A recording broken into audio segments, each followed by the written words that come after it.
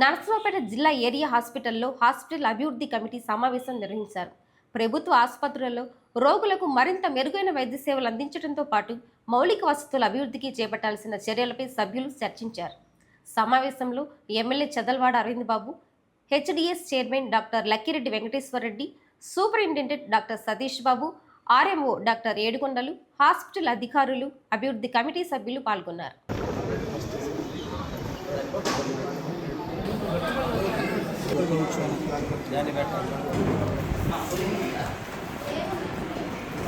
పల్నాడు జిల్లా మొక్కద్వారం నర్సాపేటలో గవర్నమెంట్ హాస్పిటల్లో ఏరియా హాస్పిటల్ అంటే ఇప్పుడు ప్రజెక్ట్ ఇది జిల్లా హాస్పిటల్కి అప్గ్రేడ్ చేయడం జరిగింది. దాదాపు 200 బెడ్లతోటి అన్ని విభాగాలతోటి సర్జరీలు, ఓపీ సేవలన్నీ కూడా అందిస్తూ ఉన్నారు.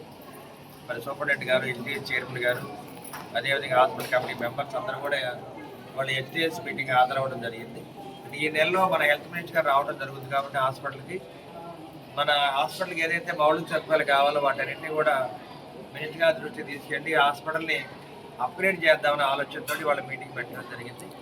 మరి దీన్ని హెచ్డిఎస్ చైర్మన్ గారు, అదేవిధంగా సూపరింటెండెంట్ గారి ఆధ్వర్యంలో వాళ్ళ ఈ కార్యక్రమాన్ని మొదలు పెట్టడం జరిగింది. అదేవిధంగా మన నర్సాపేట నడిబొడ్లో ఉన్న పాత ఏరియా హాస్పిటల్ని డిమాలిష్ చేసి అక్కడ ఎంసీహెచ్ బ్లాక్ కట్టాలి. దానికి ఇంతకుముందు నాబార్డు ద్వారా 55 కోట్ల నిధులు మంజూరు చేయడం జరిగింది. మరలా దాన్ని డిమాలిష్ చేసిన తర్వాత ఎంసీహెచ్ బ్లాక్ను కట్టడానికి ప్రభుత్వం సిద్ధంగా ఉంది.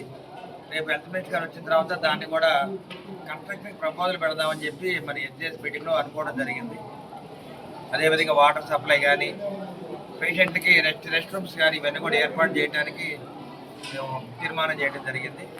ఇవన్నీ కూడా రేపు హెల్త్ మినిస్టర్ గారు వచ్చిన తర్వాత వారి దృష్టిని తీసుకెళ్ళి కలెక్టర్ గారి దగ్గరుండి ఇవన్నీ కూడా పనుల ముందు బయట చూద్దామని చెప్పి వాళ్ళ మీటింగ్లో తీర్మానం చేయడం జరిగింది. కాబట్టి మీడియా సోదరులందరికీ తెలియజేయడం అయింది.